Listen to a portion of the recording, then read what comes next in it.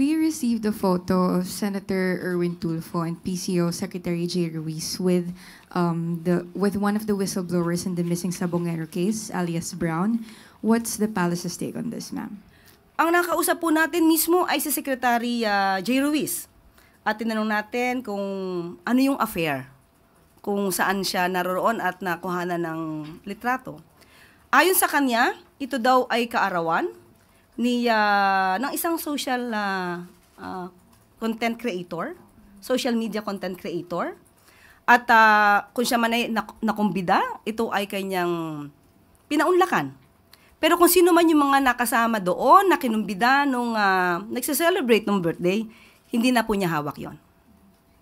And ma'am, just a follow-up, we reached out to Sec J about this, and it appears that the secretary blocked me when I asked for clarifications about this. And we remember the president saying that his administration is open to dialogues and questions and even criticism. So what does the palace make of this situation, ma'am? For a while. Block o bluff? Blocked. Hindi ko po yun natanong mismo kay Secretary Jay. So, aalamin natin kung paano ba nangyari, na kung tawag ba yon? Text or what? Message, ma'am. Message, and then, so, tanungin po natin. Hindi ko po yan na itanong. Ngayon ko lang po yan narinig. Pero makakarating po sa kanya. Yusek, si Lithuanian Defense Minister Dovile Shakalien ay dumating sa Pilipinas for a 4-day visit. And when we had a chance to interview her, sabi niya po, pinuri niya yung transparency initiative ng Marcos administration sa West Philippine Sea. Sabi niya, it is the Philippines' documentation and reportage of harassment by China of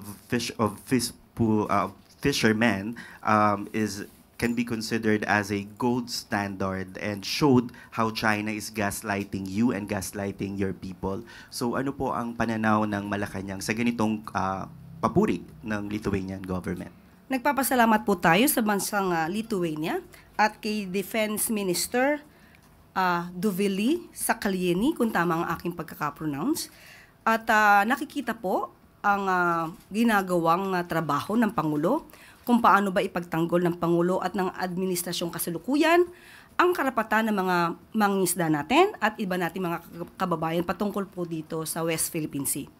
Masarap pong pakinggan na mula sa isang banyaga ang nakikita nila at nare-recognize nila ang mga ginagawa ng Pangulo at ng administrasyon. Masarap po yung pakinggan.